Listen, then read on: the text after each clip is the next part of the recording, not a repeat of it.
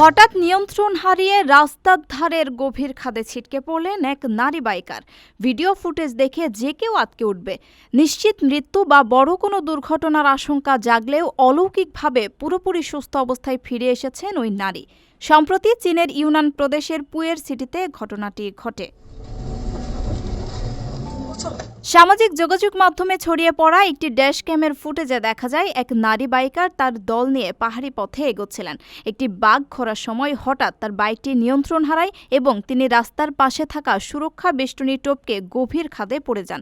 দৃশ্যটি এতটাই ভয়াবহ ছিল যে তার সঙ্গীরা এবং নেটিজেনরা মুহূর্তের জন্য বড় কোনো বিপদের আশঙ্কা করেছিলেন।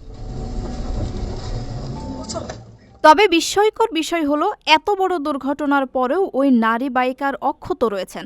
দুর্ঘটনার কিছুক্ষণ পরেই তিনি সোশ্যাল মিডিয়ায় নিজের অবস্থা জানিয়ে পোস্ট করেন, নিশ্চিত করেন তিনি পুরোপুরি সুস্থ আছেন এবং তার শরীরে সামান্য আঁচড়ও লাগেনি।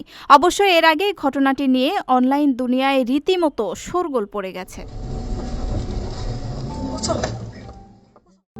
প্রবাসীদের জন্য নির্মাণ হচ্ছে দেশের প্রথম স্মার্ট সিটি, যেখানে থাকছে স্কুল, মসজিদ, হাসপাতাল, সুইমিং পুল, হেলিপ্যাড, পাঠাগার, জিম, সুপারমার্কেট, শিশু পার্ক সহ সকল নাগরিক সুবিধা। মাত্র ৩০ লাখ টাকা বিনিয়োগে মিলছে আকর্ষণীয় ফ্ল্যাট। প্লাটিনাম ইনভেস্টরদের জন্য ঢাকা বিমানবন্দরে ভিআইপি প্রোটোকল সুবিধা। বিস্তারিত জানতে যোগাযোগ করুন স্ক্রিনে দেয়া হোয়াটসঅ্যাপ অথবা ইমো নাম্বারে।